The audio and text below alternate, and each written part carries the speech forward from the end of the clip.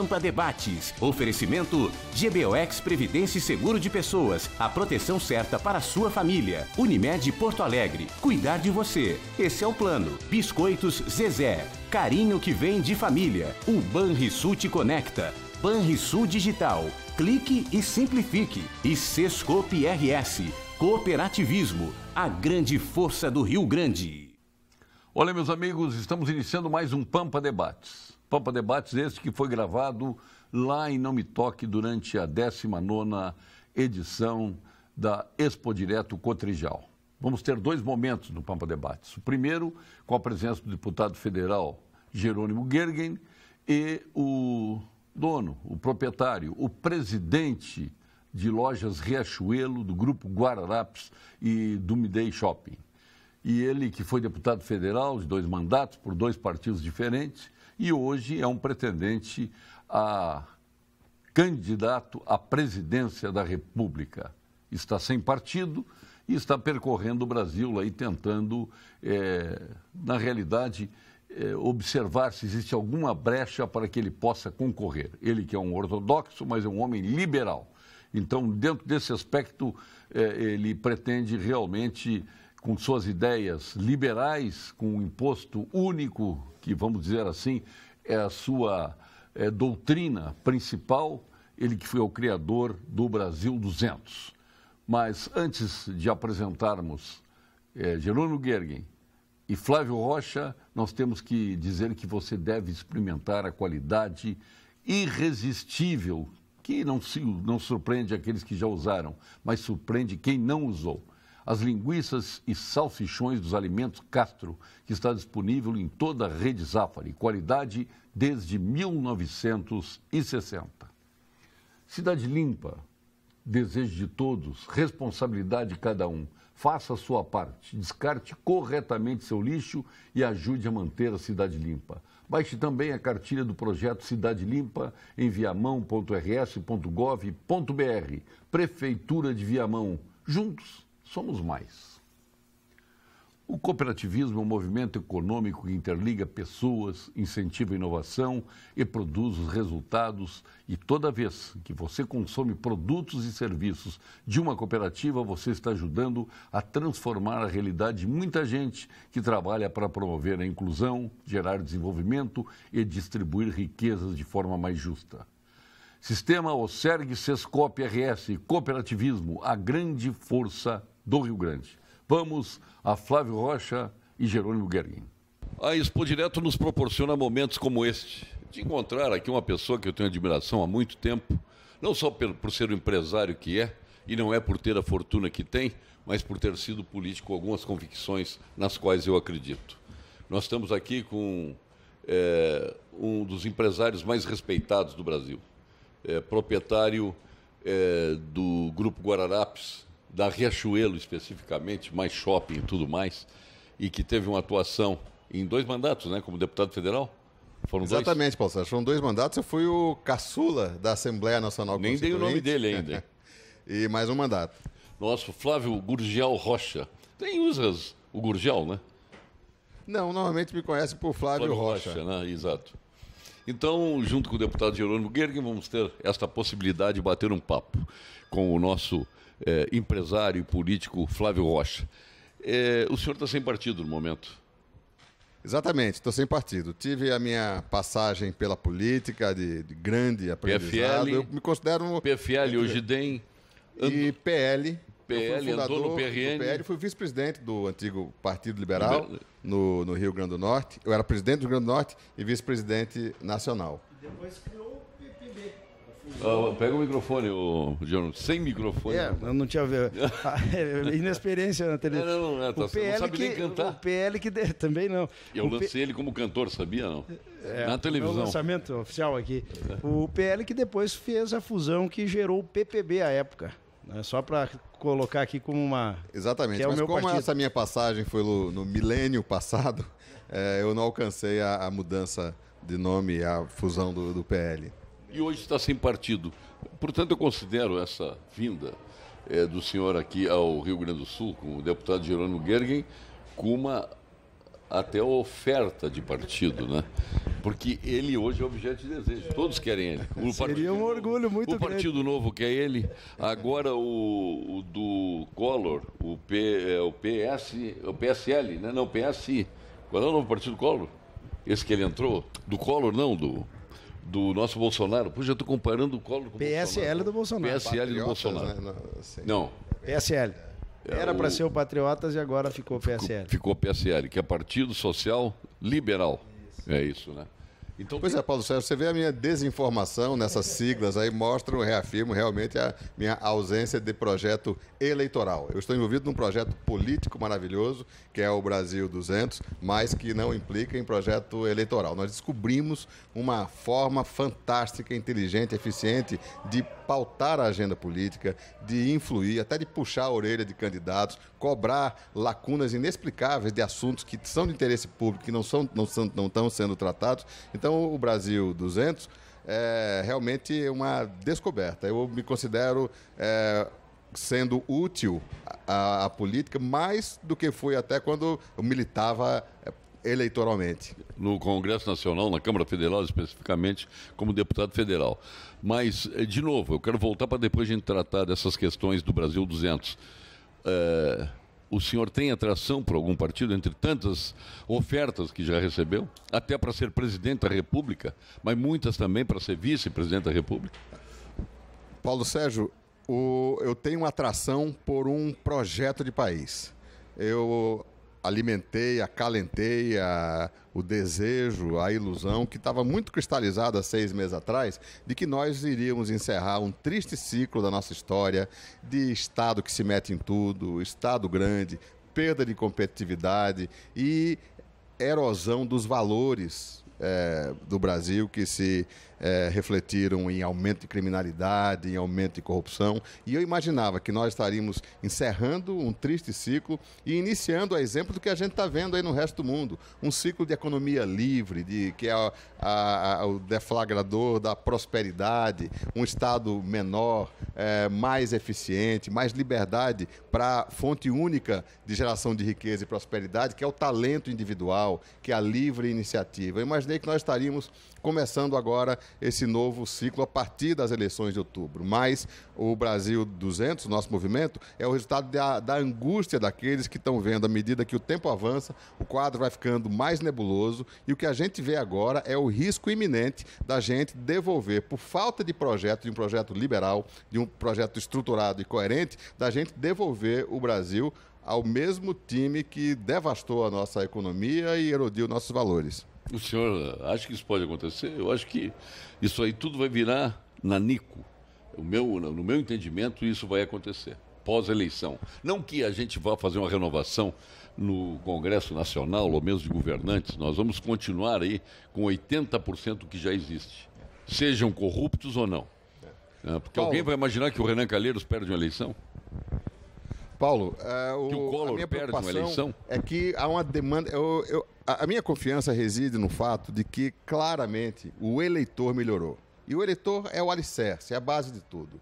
É a origem das mudanças. O eleitor de hoje é muito melhor daquele eleitor súdito, aquele eleitor pedinte, aquele eleitor que vivia no fisiologismo, no clientelismo. Hoje, já demonstrado em 2016, o eleitor melhorou. Por isso Nisso eu discordo do senhor, eu acho que piorou.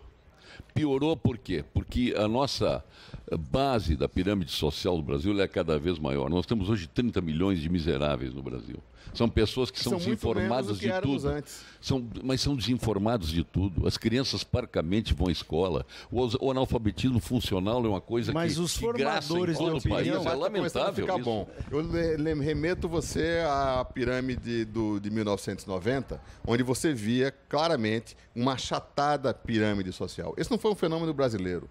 Uma mudança demográfica que houve no mundo, com 500 milhões de novos entrantes no mundo do consumo, a nova classe média na China, 300 milhões na Índia. Aqui foram 40 milhões, mas mesmo assim modificaram drasticamente a pirâmide demográfica. O senhor é um homem do comércio, eu não vou discutir. O senhor é um homem que então, hoje é dono da maior empresa de varejo de moda do Brasil. Acredita, eu estou com a barriga do balcão. O varejo é a fila do gargarejo para se contemplar o mercado. Então, estou vendo isso diante dos nossos olhos, estou vendo vendo essa transformação de um eleitor súdito em eleitor cidadão. É a base da pirâmide, o eleitor súdito, na cintura do losango. O novo fiel da balança é a cintura do losango, que tem uma relação diferente com o Estado, tem uma relação de igual para igual. Ele vê o Estado como um prestador de serviço.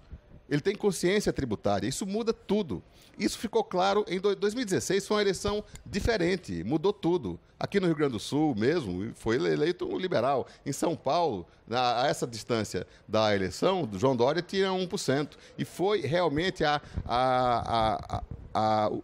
erupção do novo perfil de eleitor, que vai mudar tudo. Então, isso mudou a Argentina. A Argentina chegou mais perto do fundo do poço do que nós, no bolivarianismo mais retrógrado. E surgiu com toda a força um fenômeno liberal, que é o Macri.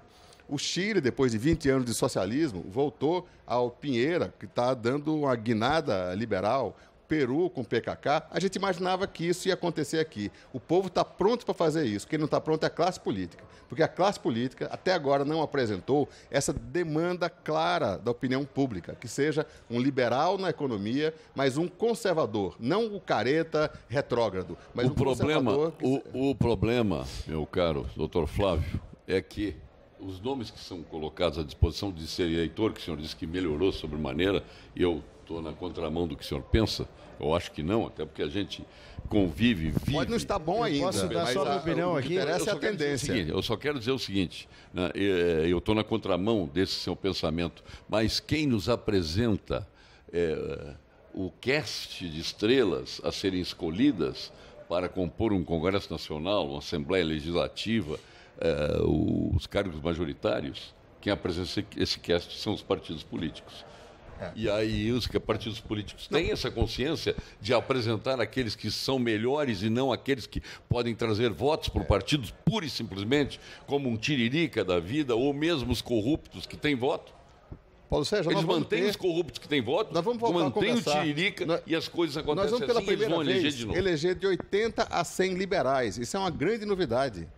A predominância do Congresso era de amorfos ideologicamente. Agora tem uma tendência forte. Na universidade pública, que é o maior antro do esquerdismo, existe uma entidade chamada Estudantes pela Liberdade, que já elegeu 300 diretórios com discurso liberal. Isso vai buscar a UNE. Isso vai acontecer muito mais por enfraquecimento da esquerda do que fortalecimento da direita. Nós, inclusive, criamos... Também vale. Viu, Flávio? Nós, inclusive, criamos dentro do partido aqui um movimento liberal. O vereador Ricardo Gomes criou esse trabalho aí, que antes ninguém tinha coragem de falar. Pelo menos isso está evoluindo. A classe empresarial e a classe agropecuária, ela aderiu ao Lula.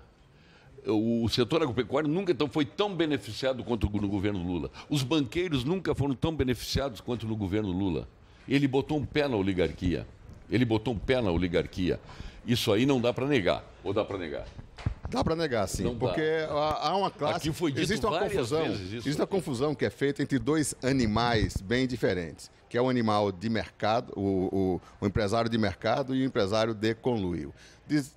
Com certeza, o inchaço do Estado cria atrativos a uma classe, a uma parte que é vista pela opinião pública como empresário, que é o empresário de conchavo, que nada mais é do que uma metástase do câncer estatal. É aquele empresário... O empresário do bem é aquele que acorda de manhã e pergunta: como é que eu faço para atender, para deixar o meu cliente feliz? E é daí que vem a sua prosperidade. Mas tem uma parcela do empresariado que pergunta: a quem aqui agente do governo eu entrego o cheque para ganhar o contrato estatal? Isso cresceu sobremaneira, mas isso não é empresário. Isso é parte da carruagem estatal. Houve realmente todo o período de gastança traz uma sensação de bem-estar no curto prazo e o desastre quando a conta chega no médio prazo. Então foi isso que aconteceu. Quando você entra no governo populista, com adesão de muitos gastador, multiplicando o gasto público por 2, 3 vezes, aumentando imensamente o empreguismo público, né? Está aumentando, levando a uma carruagem estatal que hoje já é maior do que sua força de tração. Eu costumo dizer que no Brasil o carrapato já está maior do que o boi. Então isso traz realmente, na hora que a gastança está sendo feita, traz uma sensação de bem-estar e de crescimento. Mas a conta chega, e ela chega com juros e correção monetária. Claro, obviamente chegou. E foi o caos. Aquela marolinha se transformou num tsunami que é o Brasil de hoje. O senhor tem alguma ligação com o MBL? O Movimento Brasil? A minha ligação com o MBL aconteceu quando eu tive a pontinha de responsabilidade de dar uma entrevista no Estado de São Paulo no fim de 2015, e eu fui o primeiro empresário entre as empresas relevantes e nacionais a manifestar explicitamente a favor do impeachment. No dia seguinte me ligou o Renan do MBL e aquele garoto maduro intelectualmente, com convicções fantásticas, com ideias muito próximas às minhas. Realmente isso trouxe uma aproximação, um entrosamento, e tem sido uma relação riquíssima. Realmente tem sido um alento conviver com esses jovens, tão jovens e com tanta maturidade intelectual e verdadeiros liberais. E o Brasil 200? O Brasil 200, eu acho que foi uma invenção fantástica, é um formato novo de fazer política, de pautar o debate, de provocar a agenda política, até de puxar a orelha de candidatos, de influenciar em todas as esferas da política, sem necessariamente partir para uma aventura ou uma candidatura heróica, né? Então, nós estamos muito felizes de estar conseguindo arregimentar pessoas maravilhosas, engajadas dos mais diversos níveis sociais, e realmente nós estamos com a sensação assim do dever cumprido. Nosso movimento tem sido, Paulo Sérgio, muitas vezes mencionado como um movimento empresarial, coisa que ele não é. Apesar de, logicamente, esse diagnóstico, essa angústia, partiu realmente essa queda de competitividade, que eu acho que é o desdobramento mais cruel desse período. Ganhou adesão de muitos empresários também.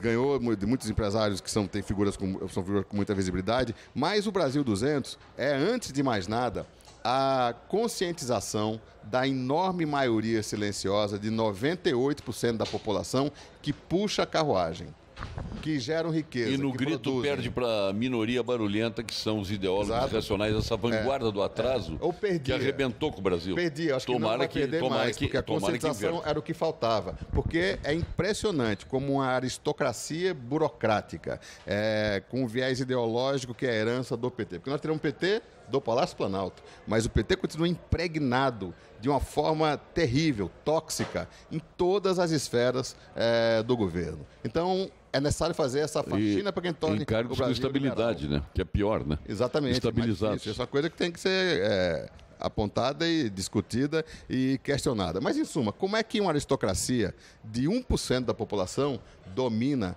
a imensa maioria que paga a conta, os trabalhadores, os empresários, os que suam a camisa, que pagam impostos? É por um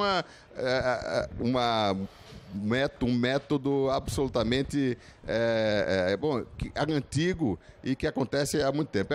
É o nós contra eles. Você não vê um discurso de autoridade do ciclo recente que não use esta estratégia sórdida de dividir para governar.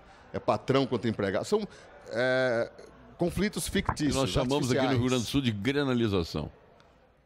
Caso de Grêmio Internacional. É o termo que a gente usa aqui, de enfrentamento permanente.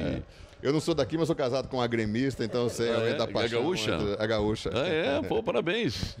O senhor é um feliz, é por isso que sou Igrejinha. Morou em Novo Hamburgo, boa parte do tempo. O cara tem um negócio. É a região do calçado, hein? Exatamente. O homem da moda feminina. Ei, Paulo, o cara, da moda, não é da moda. O cara tem um negócio que tem casado com gaúcha, não tem mais o que querer na vida, né? Uma benção. Por isso que eu vi que ele tinha um ar de feliz além do normal. Mas deixa eu só fazer um registro. Eu hoje parei com o Flávio aqui no caminho onde era a sede da Monsanto e relatei para ele aquele episódio lamentável, entre tantos, mas ali por ser com pesquisa foi pior ainda. Gravamos, inclusive, um vídeo. Barra do Ribeiro teve outro igual, né? E o Flávio, nesta semana, teve uma das empresas dele, entre várias invasões, invadida. Uma empresa dele lá em Natal. E eu estou trabalhando muito, né? Tem um projeto de lei já protocolado. Eu quero transformar isto em ato de terrorismo. Porque alguém que faz uma manifestação pacífica, não há nenhum problema. Já teve até manifestação aqui na frente da Expo Direto. Ninguém atrapalhou, ninguém quebrou nada. Isso tem que ter nosso apoio. Agora, depois que você entra numa propriedade privada, já descumpre a Constituição, entra armado, com máscara, depreda, isso só pode ser ato de terrorismo. Então eu quero aproveitar também a vinda do Flávio aqui. É um crime de lesa pátria, destruir com pesquisa. Para mobilizar, mobilizar a aprovação do meu projeto. Eu estou buscando as assinaturas dos líderes semana que vem para tentarmos fazer a aprovação da urgência e votar o mais rápido possível. E o mais absurdo é que isso é financiado com dinheiro público. Isso é um verdadeiro absurdo. Um grupo terrorista que você não pode, como o deputado Jerônimo falou, a nossa principal unidade de produção em Natal, uma unidade de 8 mil funcionários, foi também invadida. Mas lá eu acho que eles se arrependeram, porque as próprias costureiras partiram para cima dos terroristas e botaram eles para correr. Mas veja bem, Paulo, que maravilha. Mas viu, Paulo, quem pagou o transporte daqueles terroristas lá foi a Universidade Federal do Rio Grande do Norte. Transportados por ônibus da Universidade Federal do Rio Grande do Norte. Mas o que me diz da Universidade Federal que ela só existe em função do dinheiro público? Concorda? Exatamente. Aí criou um curso agora, o golpe de 2016. Cumprir a Constituição é golpe, quer dizer, como é que tem um curso na universidade, o golpe de 2016. O que o senhor acha tantas disso? Universidades, isso mostra o desserviço que esta corporação que se apropriou da educação brasileira presta. Ela está voltada para dentro de si. A última coisa que interessa a elas é formar jovens para o mercado de trabalho. Ela não quer formar os futuros Steve Jobs, Bill Gates ou Jorge Gerdau. Ela quer preparar os próximos bolos, os próximos Stedleys. Isso é um desserviço. Ela está formando fracassados enquanto poderia formar jovens talentosos, aptos para o mercado de trabalho. A doutrinação é o pior mal que pode acontecer na universidade e em toda a educação brasileira. O básico que deveria se ensinar é a educação empreendedora. Um jovem precisa aprender como é que a vida funciona, como é que funcionam as relações de causa e efeito do livre mercado. O jovem precisa sair da escola sabendo que o preço do tomate não sobe por causa da ganância do produtor. Sobe em função de uma escassez, como cai a partir de uma abundância. Então, mas isso não é aprendido.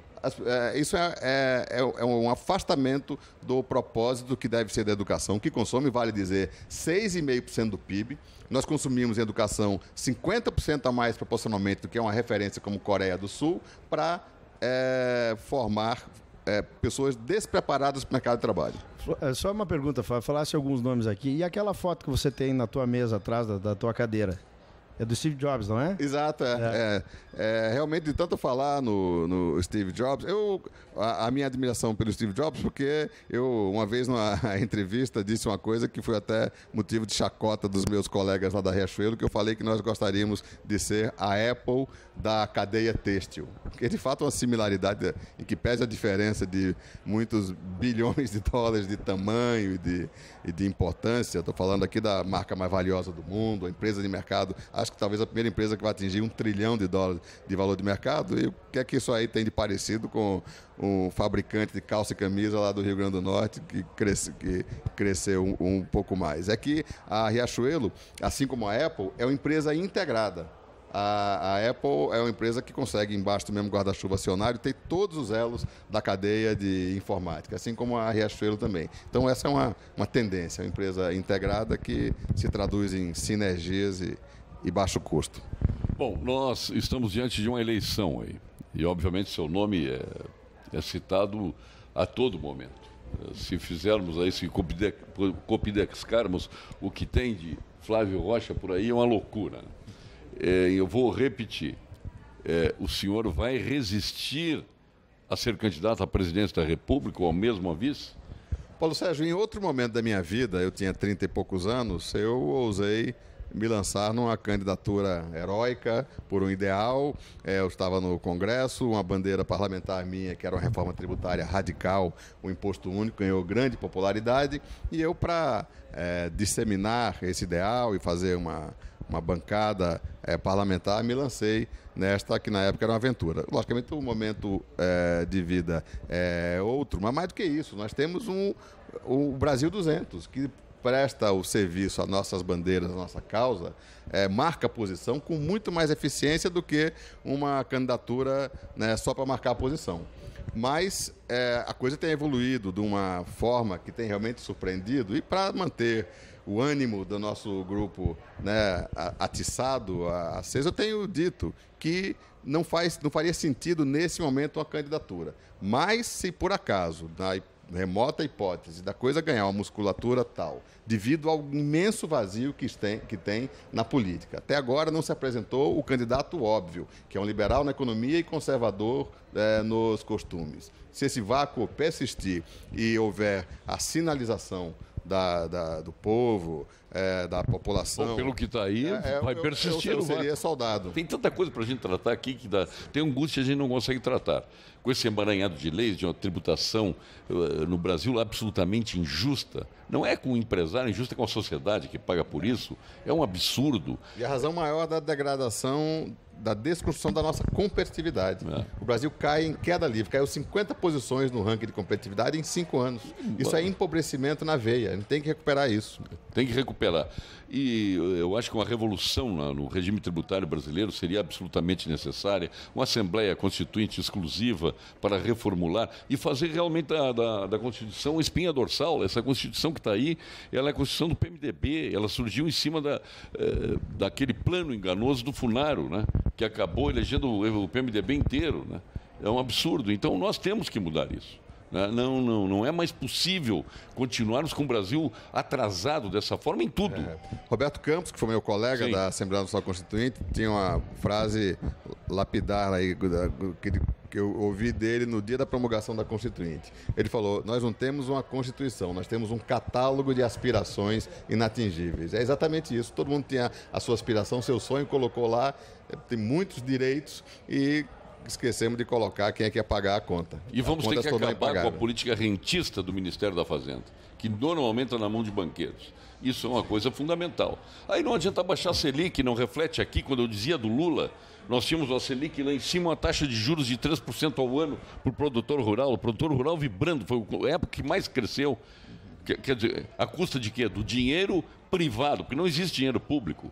O dinheiro que entregue ao governo, para o governo administrar, nos devolver em termos de serviço, isso não acontece. Então pega esse dinheiro público e dão uma benesse desse tamanho, pagando a enormidade de juros na dívida pública brasileira. Exatamente. Interna. Tem um problema estrutural por trás disso, que é o gasto público. Voltamos ao mesmo ponto, o inchaço do Estado. O carrapato está maior do que o boi. Nós temos um Estado, o carrapato tem 37% do PIB, mais 10% de déficit. Como baixar os juros com 10% de déficit, com esse rombo? Então, é absolutamente necessário um redesenho do Estado para que ele fuja do seu... volte a ter o seu propósito de servir. E o pior, Paulo César, é que nós gastamos, o Estado brasileiro gasta praticamente a metade do esforço de produção nacional, não tem dinheiro para pôr gasolina na viatura policial, não tem gás no hospital, não tem a saúde em colapso, mas tem contra-cheques de R$1 milhão. Ou seja, essa enormidade de recursos está sendo consumido nos mais absurdos privilégios. Essa é a prova de que essa casta que se apropriou do Estado está usando esse monte de recurso em benefício próprio dos seus privilégios. Nesse sentido, casualmente, no dia que o Flávio chega aqui, o Estado sai o resultado de uma empresa pública, 4 milhões o faturamento e 80 milhões o custo da folha de pagamento, né? Que é a Ceitec, uma empresa pública. É um absurdo. Tem que mudar.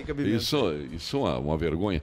E eu chamo de serial killer todo aquele que pratica corrupção com dinheiro privado na mão do público para administrar, e aquele incompetente que gera obras mal feitas, obras desnecessárias e obras inacabadas. Esse somatório, né, gerou um complexo de criminosos no Brasil, que deixa as pessoas morrendo nos hospitais por falta de recursos de atendimento, que faz com que as pessoas morram nas estradas por falta de recursos para cuidar da logística, em consequência das estradas, sem falar no custo Brasil.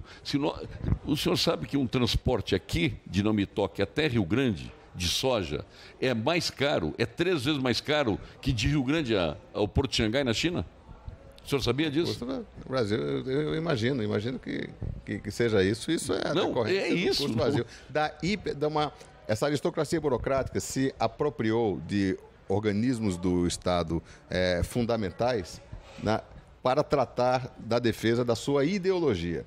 Um tecnocrata do órgão ambiental do meu Estado, ele resolveu provar que o capitalismo não funcionava. Então, o método dele, acordava de manhã e o esporte dele era rejeitar projetos de resort, de grandes projetos turísticos. Rejeitou 20. Fez o meu Estado perder o bonde do turismo. Ele se orgulhava disso. Foram 11 bilhões de reais que deixaram de ser investidos, 50 mil empregos não gerados. Ele era do órgão do meio ambiente, deveria defender o meio ambiente. As áreas onde seriam construídos esses resorts, hoje são gigantescas favelas. Aí pode. Das pessoas desvalidas que poderiam estar desfrutando do emprego que o investimento iria gerar. Então, ele não está servindo ao meio ambiente. Ele disse ao meio ambiente, mas está servindo à sua ideologia.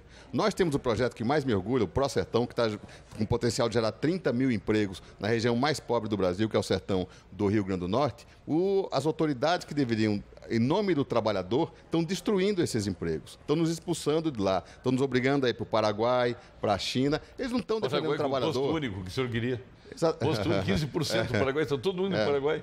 Exatamente. O Paraguai virou essa aristocracia burocrática ideologizada que se apropriou do Estado é como areia nas engrenagens da economia. Eles estão destruindo a nossa competitividade, que tudo que eles querem é provar que o capitalismo não funciona.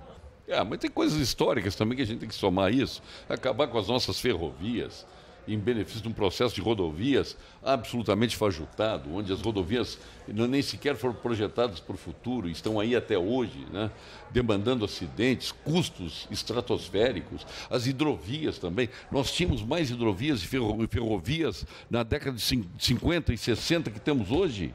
É um absurdo. Nós somos um processo muito mais caro, extremamente mais caro. Isso é decorrência da lógica estatal. A lógica privada não canalizaria recursos dessa forma, porque o alocador mais brilhante de recursos, mais sábio que existe, é o livre mercado. Mas aí fizemos uma privatização equivocada. Caiu na mão da LL e foi esse desastre que está aí, sem comprometimento contratual nenhum. Pelo contrário, foi fechando ferrovias, porque o contrato não exigia ampliação, não exigia nada, apenas entregou. E aí fecharam ferrovias aqui na região. Quantas foram fechadas? Passo Fundo, Carazinho. Vamos citar umas 10 só aqui na região de trechos ferroviários. Porque a rede já tinha sido concebida de forma falha, com a ótica do Estado. Nos Estados Unidos, por exemplo, a origem, o cerne, a raiz do assunto já foi concebida pela lógica do bom senso do juiz mais sábio que existe, que é o livre mercado. Vamos acabar com o Bolsa Família, vamos gerar emprego e renda, botar todo mundo no trabalho, vamos construir presídios, escolas, estradas, vamos fazer tudo que o Brasil precisa. A fórmula para isso eu tenho, depois a gente conversa. Mas já tenho até slogan para ele. Olha aí. Para cima e para o alto. Olha aí. Flávio Rocha agora já, no Palácio do Planalto. Aí. Obrigado, Flávio. Muito obrigado, professor. Pela sua presença, pelos seus ideais que são importantes com o Brasil 200. E acredite nisso, porque pode, claro, ter falhas, pode não ser a convicção de todos, mas eu tenho certeza que a grande maioria, e na maioria dos seus pensamentos, tem a concordância da maioria daquelas pessoas racionais, né? Não dos irracionais, dos idealistas, não dos ideólogos. Muito obrigado, Paulo. Eu aproveito aqui a presença no seu programa para convidar o seu ouvinte, seu telespectador, para entrar no site do Brasil 200 e conhecer um pouco mais das nossas propostas. Certo. Jerônimo Gergen. Olha, foi uma aula hoje aqui poder andar ao lado de uma figura dessa, Paulo, e a gente fica cada vez mais renovado naquela falta de perspectiva que a gente vê na política nacional. O idealismo sumiu. E quando tu vê um empresário do porte do Flávio com esse idealismo, a gente volta querendo fazer a diferença ainda mais. Mas eu fico olhando para ele tem uma rica cara de helenista, não tem? Tem cara. Olha isso, embora tenha passado pelo PL, hoje Democratas. Por isso que eu quis fundir lá o PL lá junto para... Qual foi o outro? O PT, PTS. A minha vida política começou pelo atual Democratas, o PFL. Né, que hoje são os Democratas. Aqui, depois eu fundei, era o antigo PDS. Contato com Álvaro Vale, Guilherme Afif, eu fundei o Partido Liberal, né, porque eu sou liberal historicamente, não é de hoje. E passei pelo PRN também. Certo. Sucesso, então. Muito obrigado pela sua presença aqui e vamos esperar recebê-lo aqui como presidente da República. E eu tenho certeza que o senhor virá, porque em 19 anos o presidente da República não veio. Veio vice, os ministros todos vêm, mas o presidente da República deveria conhecer isso aqui. Isso aqui são 84 guitarras de primeiro mundo que nós temos aqui, na Expo Direto Cotrijal. Eu estava dizendo para o deputado que isso aqui, a visita a este evento é o melhor tratamento de choque para o pessimismo. É verdade. Você vê essa exuberância, essa pujança. Não tem como ser Não há como ser pessimista aqui com o Brasil depois de ver isso aqui. O pessimista daqui, ele se auto-expurga, ele sai daqui alucinado. Né? E agora ele vai encontrar a vice dele aqui que está esperando ele. Está esperando? Eu vou fazer uma gravação também com a Ana Amélia aqui. Obrigado, Jerônimo. Sucesso abraço. Aí também. Tá bom. Prazer estar aqui com vocês. Retornando ao Planalto. Agora, essa semana, em função Não, eu estou dizendo em 2019. Eu vou entrar com o Flávio lá, vai me deixar entrar. Então, um grande abraço. Obrigado, Flávio. Obrigado, Jerônimo. Retornaremos daqui a pouco com a Ana Amélia Lemos. Depois do bate-papo no Pampa Debates com Jerônimo Gergen e Flávio Rocha, que eu repito, é uma expressão da política nacional, muito embora já esteja afastado do Congresso Nacional há bastante tempo, ele que foi deputado federal em 2 mandatos, eleito por 2 partidos diferentes, e está aí procurando mostrar um caminho para o Brasil com o seu projeto Brasil 200 anos. E com isto, ele recebe acompanhamento aqui no Rio Grande do Sul de Jerônimo Gergen. E nós, obviamente, abrimos esse espaço para que se entenda este homem do Rio Grande do Norte, que é a 39ª fortuna do Brasil. O CREMERS informa aos médicos do interior que continua com sua campanha de atualização cadastral. O objetivo é facilitar comunicação e integração do Conselho com os profissionais em atuação no Estado. Os contatos estão sendo mantidos por funcionários das diversas delegacias seccionais através de e-mail ou telefone. Colabore, CREMERS, Estado de Alerta pela Saúde. Vinho para todas as ocasiões. Passe na Vinhos do Mundo e garanta os melhores vinhos espumantes para brindar todos os momentos. Na Vinhos do Mundo você encontra mais de 1000 rótulos nacionais e importados. Vinhos do Mundo, que foi eleita a melhor loja de vinhos em 2017. Conheça as lojas da Cristóvão Colombo, 1493, da Lípio César, 203 e da Getúlio Vargas, 1135. A Unicred é a instituição financeira cooperativa que acredita que realizar é estar junto. Por isso está sempre ao seu lado, transformando investimento em resultados e oferecendo as melhores soluções para suas oportunidades virarem grandes conquistas. Procure a unidade de negócios mais próxima e saiba como o cooperativismo pode fazer parte da sua vida. Unicred, mais valor para você. E vamos agora lembrar, que é muito importante este convite que estamos fazendo, que no próximo dia 6 de abril iniciará nos espaços culturais do Centro Histórico de Porto Alegre a 11ª Bienal do Mercosul, uma das mais importantes mostras da arte contemporânea da América Latina. Na noite anterior, no dia 5 de abril, às 19 horas, na Praça da Alfândega, haverá uma grande celebração de abertura desta maravilhosa mostra de arte, gratuita e aberta ao público com música, dança, poesia e teatro, com a presença de vários artistas, como o nosso conhecidíssimo Vitor Ramil e tantos outros artistas de renome aqui do nosso estado. Não percam, assistam agora um pequeno vídeo institucional da nossa 11ª Bienal do Mercosul.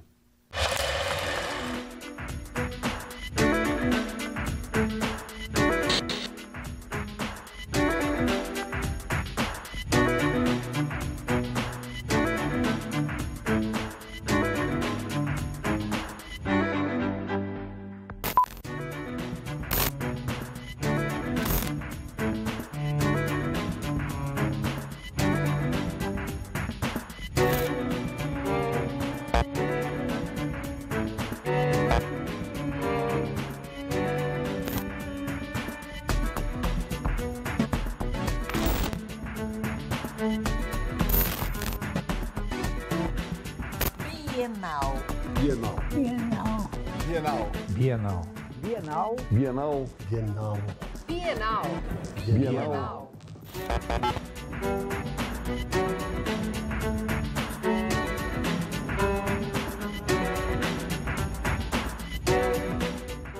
E assim, um grande abraço ao nosso Gilberto Schwartzman, presidente da Bienal do Mercosul. No ponto final, nós temos reservado uma importante entrevista com a senadora gaúcha Ana Amélia Lemos. Portanto, o ponto final com FCDL e Gimo. Gimo e FCDL. Ponto final. Oferecimento produtos Gimo. Qualidade comprovada. E agora, conforme prometido, no ponto final, nós vamos conversar com a senadora Ana Amélia Lemos, que foi presença permanente, constante, na 19ª edição do Expo Direto, onde gravamos estes dois momentos.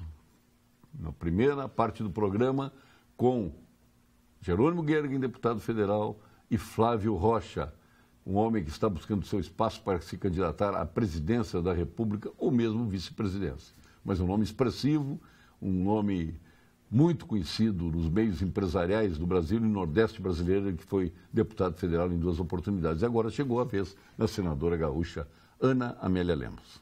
Prometemos e vamos cumprir. A senadora Ana Amélia Lemos conosco. Uma vez mais no Expo Direto. 2 vezes. Agora vale a pena, né, senador? Eu costumo dizer que quando termina a feira, a gente fica com aquela sensação... quem parte com vontade de ficar, antes de partir, já tem vontade de voltar. A música. Paulo Sérgio, a gente cada vez atrai mais atenção de figuras nacionais que não são do nosso setor, quer dizer, nós que eu digo é da produção agropecuária. Nós gaúchos temos muito orgulho disso, porque hoje é uma diáspora gaúcha, né? Quer dizer, onde você vai no Brasil tem um CTG e tem agricultor. Você vai para o oeste da Bahia, você vai para o norte do Rondônia, você vai para o Piauí, vai para o Ceará, tem gaúcho trabalhando. Agora vai para El Salvador, tem gaúcho. E tem gaúcho também. Essa é a história da Petenat. Da Petenat, que é uma grande empresa de têxteis aqui que nos orgulha muito. Que está instalada lá em El Salvador. Mas você vê, pessoas de setores urbanos, esse é um ano de eleições, o Flávio Rocha. O Flávio Rocha, para quem não sabe, que você entrevistou, é o dono, fundador da Riachuelo, que hoje é uma potência na matéria de confecção. Então, ele vem da área urbana... É a maior rede de modas do Brasil. Ele vem hoje aqui e está impressionado. Ele diz assim, é preciso vir mais gente aqui, porque aqui recebe um choque de quê? De otimismo, né? Você vê as pessoas que fazem, que lidam na terra, elas têm uma forma de reagir às dificuldades, que eu digo assim, uma forma de... são muito, muito resilientes, né? Para suportar. Uma hora é o clima, outra hora é um impedimento legal, outra hora é uma dívida que aumentou, outra hora é uma defasagem do preço do produto que ela produz, ela entrega um preço menor do que aquilo que ela paga para fazer. Então, essa digamos, é a sina do agricultor, mas ele não perde. Então, estou tendo de novo uma Expo Direto em 2018, com uma fase de recuperação lenta, esperamos que ela continue, mas recordes de público, recordes de negócios, uma operação só do Banco do Brasil, na compra de um grupo de máquinas por um grupo de Passo Fundo, 12 milhões de reais. Decidido em um dia. Então, essas coisas mostram, primeiro, a coragem do empreendedor, que mesmo num ambiente muito hostil, como é o ambiente regulatório e o ambiente oficial e legal brasileiro, não que eu seja pela ilegalidade, não, mas a burocracia é tão demorada que aqui teve uma feira aqui próximo de Nome Toque, lá em Lagoa dos Três Cantos, a 17ª Lagoa Fest, uma população alemã, uma cidadezinha muito organizada, muito bonita, o prefeito Dionísio. Aí a prefeitura queria, junto com a festa lá do MUG, que era o presidente, contratar o serviço de helicóptero, como tem aqui em Nome Toque. E lá em Porto Alegre tem uma empresa que faz esse serviço, do comandante Frisson, que é um gaúcho de casca. Ele começou como office boy, limpador de banheiros, e hoje é comandante, é um especialista, tem uma empresa de helicóptero. Pois você não imagina que a ANAC demorou 45 dias para não responder. O que seria essa contratação desse serviço? Para ajudar os turistas, para ajudar as pessoas que estavam ali, para enriquecer e gerar renda e gerar dinheiro em circulação. Então, uma agência reguladora que deveria facilitar o ambiente de negócios, ela acabou atrapalhando. Pois é, aquilo que a gente chama de vanguarda do atraso, né? São as pessoas que atrasam o desenvolvimento. Ontem eu vi uma frase do Gedeão, que fez uma definição espetacular sobre o Expo Direto, das mais lindas que eu vi, ele foi meio poético, o Gedeão Silveira Pereira, e o Gedeão, ele disse que a Expo Direto é um jardim de desenvolvimento. Aliás, jardim em todos os aspectos. No sentido em todos não os só aspectos. figurado, né? E ele gostaria que o Brasil fosse isso, claro, de forma gigantesca, né? Mas poderia ser, né? Se nós tivéssemos eu acho que aqui, uma administração correta, adequada. E sabe o que acontece aqui? A população compreendeu, os visitantes que não estavam acostumados ou que não tinham essa experiência de uma feira muito organizada. Desde a limpeza das ruas, aos coletores de lixo para reciclagem, aos banheiros perfumados. Então, vamos começar pela base, né? Pela base. Quando a população viu que é assim, a pessoa que às vezes desavisadamente come uma bala e joga no chão o papel, ou come uma casquinha, come um sorvete e larga a casquinha no chão, ou toma uma água, um refrigerante e larga o vasilhame no chão, ela acabou, digamos, inconscientemente absorvendo aquela... Ela se sente policiada. Mas isso decorre não dela, mas ela decorre do ambiente que foi criado para ela, que é o ambiente da liderança, da disciplina e da organização. Fenômeno parecido com Gramado. Exatamente, Gramado, Canela, que a pessoa até não precisa nem fazer com a mão assim, vai atravessar. Não, a pessoa diz aqui não precisa, senadora, fazer isso, porque nós paramos para a pessoa falar, não se buzina, as pessoas respeitam e têm paciência. Então, eu acho que essa questão, isso vale para a escola. Eu visitei no Japão, Mário Sérgio, uma escola pública de crianças que não tem faxineiro. Porque as crianças são educadas a trocar o seu chinelinho, o seu sapato, botar um chinelinho bem à moda oriental, e elas mesmo não deixam nada, elas limpam a sua classe e tal. Então, eu acho que é uma cultura que nós temos hoje que todo o Estado tem que fazer. O Estado, mas o lixo lá, não sei quem, tope o bueiro. Mas esse prefeito é ruim. Não é um prefeito que é ruim, pode mandar todo dia lá e todo dia vai estar sujo. Então, a população precisa compreender da sua responsabilidade da convivência social nesse respeito. Então, a Expo Direto tem, eu diria assim, uma escola de educação, e as pessoas que vêm aqui veem isso, e vêm todo ano, especialmente aqueles agricultores familiares, o agricultor que está toda a sua família aqui, é um ensinamento também para eles em casa, né, Paulo Sérgio? Um fim de dia, nós saímos com o Ney aqui para olhar, não precisava limpar a feira. Claro, por causa disso. Não tinha sujeira. Claro, tem que limpar as latas de lixo, onde claro, as pessoas juntar, depositam recoletar, o lixo. Só fazer a coleta do lixo, porque limpar, varrer rua não precisava. O próprio carrinho que carrega esses lixos que são juntados, eu estava observando. Eu fiquei lá no estacionamento que a gente tem, dos expositores. Aí o carrinho ele é todo cercado, não cai nada. Hoje os caminhões que passam nas ruas em Porto Alegre ou em Brasília, eles saem largando terra, largando caliça, largando dejetos, largando pedaços de papel. Exatamente, é uma coisa assim, um descuido. Então, não há como você, digamos assim, ter uma... E eu acho que a educação nas escolas, públicas ou privadas, tem que ter uma questão da consciência do que é conviver socialmente. Dia 24, próximo, temos a pré-convenção do PP. E eu digo, e muita gente diz, o PP vai para onde Ana Amélia Lemos for.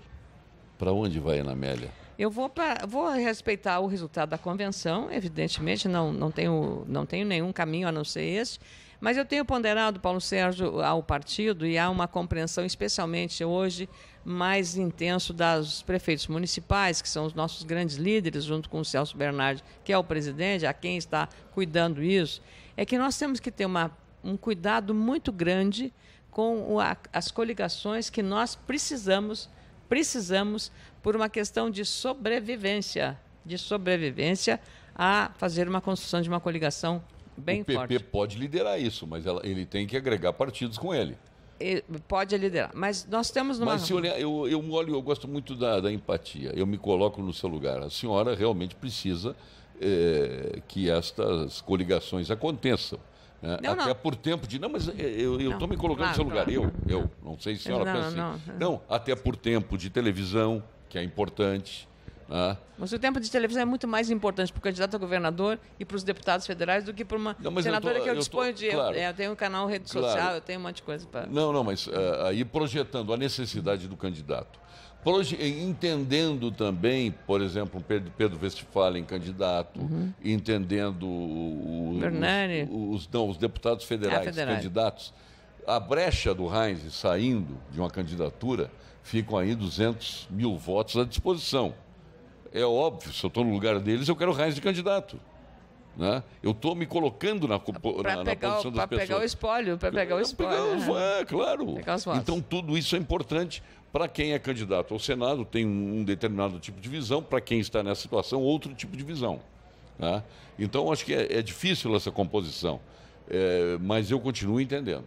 O PP vai para onde a Ana Amélia Lemos for. Se a senhora disse que vai... tem que respeitar a decisão da convenção. A decisão da convenção. Paulo Sérgio, deixa eu falar. Eu hoje trabalho no Senado, eu aprendi muito a lidar com as redes sociais. Eu sou jornalista, então claro. Eu tenho a obrigação de lidar um pouco mais com mais afinco. Então, as redes sociais. Eu tenho também uma relação, que eu disse, a minha coligação é com a sociedade.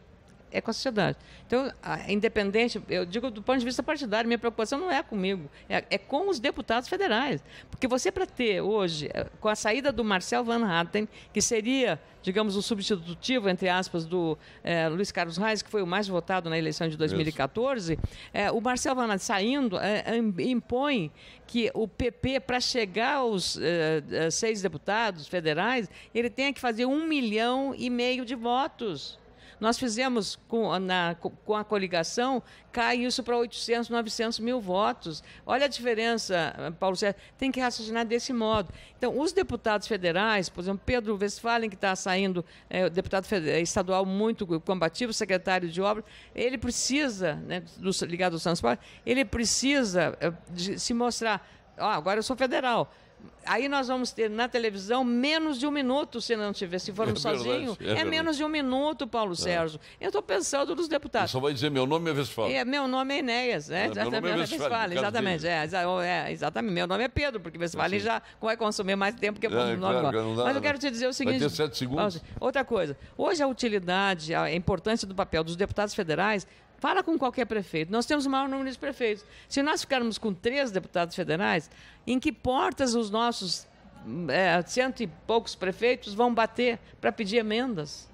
Os progressistas. E aí a eleição de 2020 vai estar refletindo sobre essas dificuldades. Então, eu estou tentando chamar atenção para este aspecto.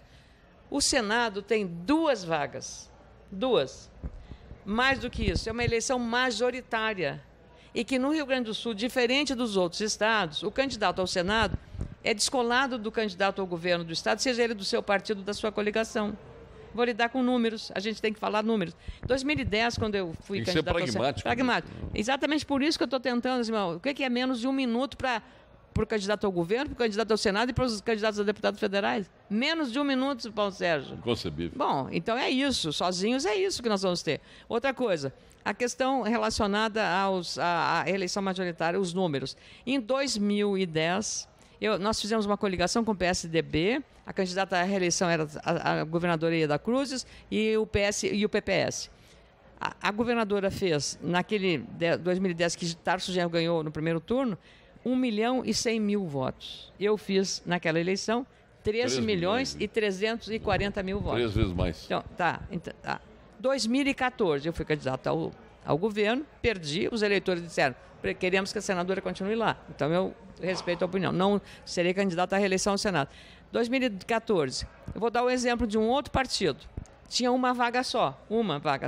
Eram candidatos o ex-governador Pedro Simão, o ex-governador Olívio Dutra, nossa Simone Leite e Lazier Martins. O candidato do mesmo partido do senador Lazier Martins, PDT, Vieira da Cunha. Um nome conhecido, um nome de grande respeito, saiu-se muito bem nos debates. O Vieira da Cunha, quantos votos fez? Lembra? Não lembro. 230 mil votos. Quantos votos fez o senador Lazier Martins, do PDT? 2.100.000 votos. Olha o descolamento.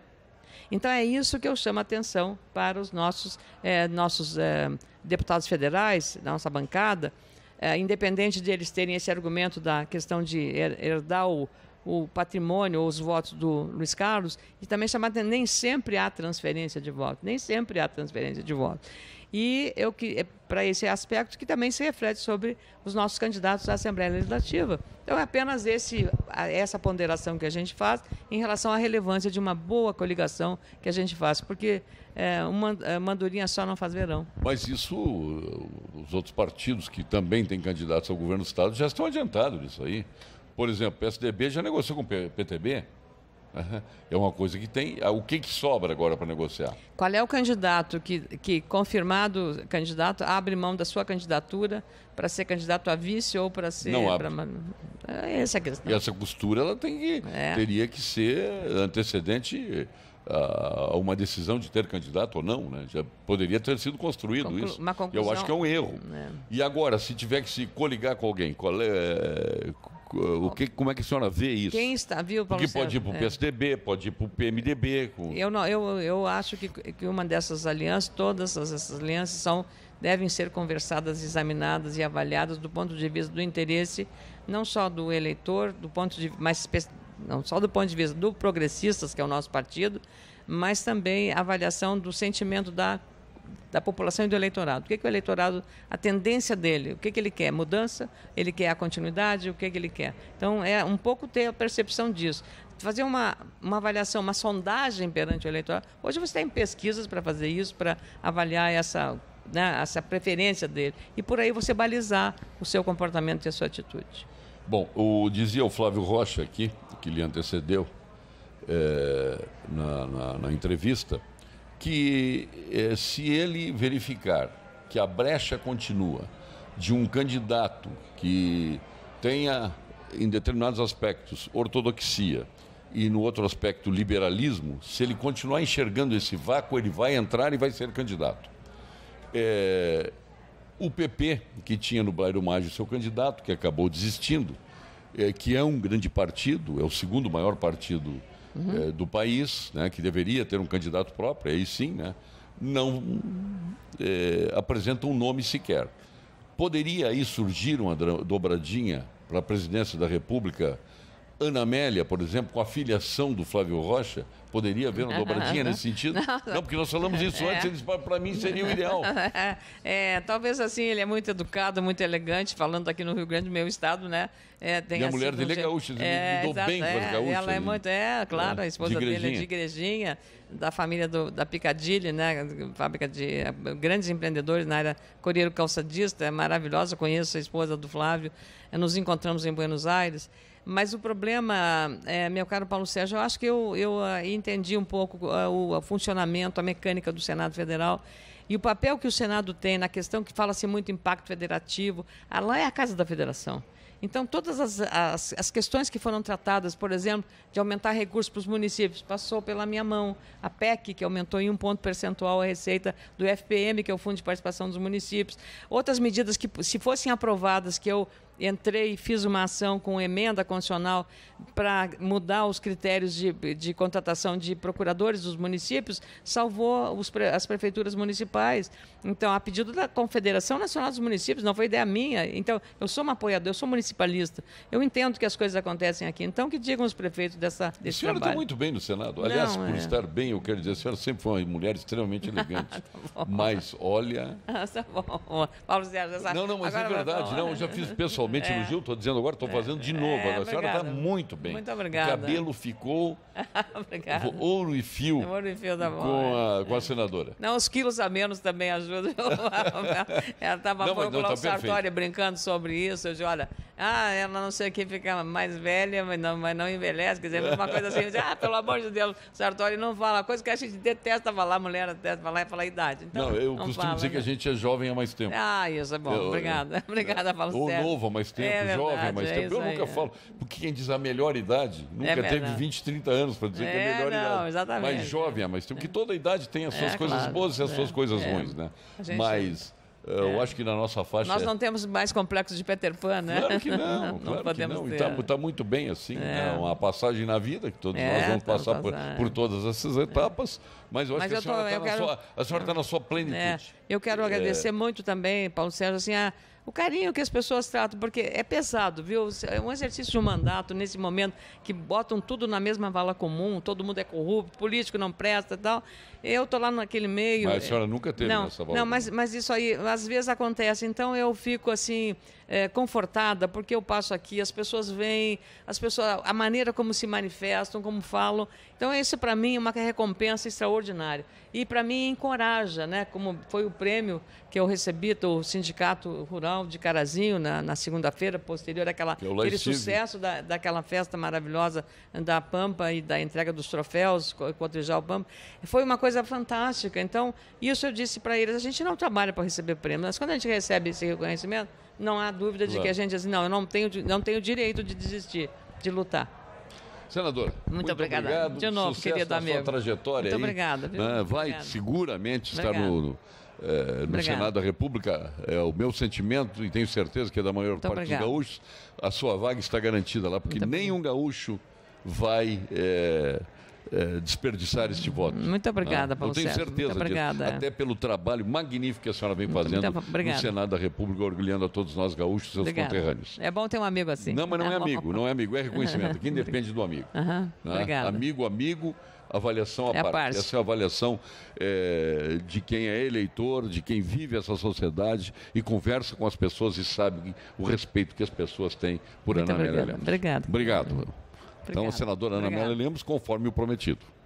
Um grande abraço ao nosso Ney Mânica, que foi o nosso Cicerone, o nosso presidente do Expo Direto Cotrijal, de bola cheíssima, ele que fez uma extraordinária feira, mais de 90 delegações que lá estiveram, são mais de 90 países que lá compareceram e nos trouxeram realmente um grande entusiasmo, quando principalmente a delegação da Alemanha, onde tem as melhores e mais organizadas feiras do mundo, disse que esta se ombreva com as grandes feiras do país germânico. Então, um grande abraço ao meu querido Ney Mânica.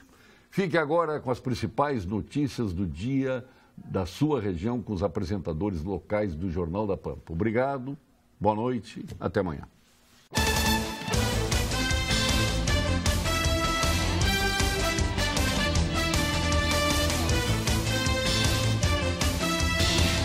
Pampa Debates. Oferecimento GBOX Previdência e Seguro de Pessoas. A proteção certa para a sua família. Unimed Porto Alegre. Cuidar de você. Esse é o plano. Biscoitos Zezé. Carinho que vem de família. O Banrisul te conecta. Banrisul Digital. Clique e simplifique. E Sescope RS. Cooperativismo. A grande força do Rio Grande.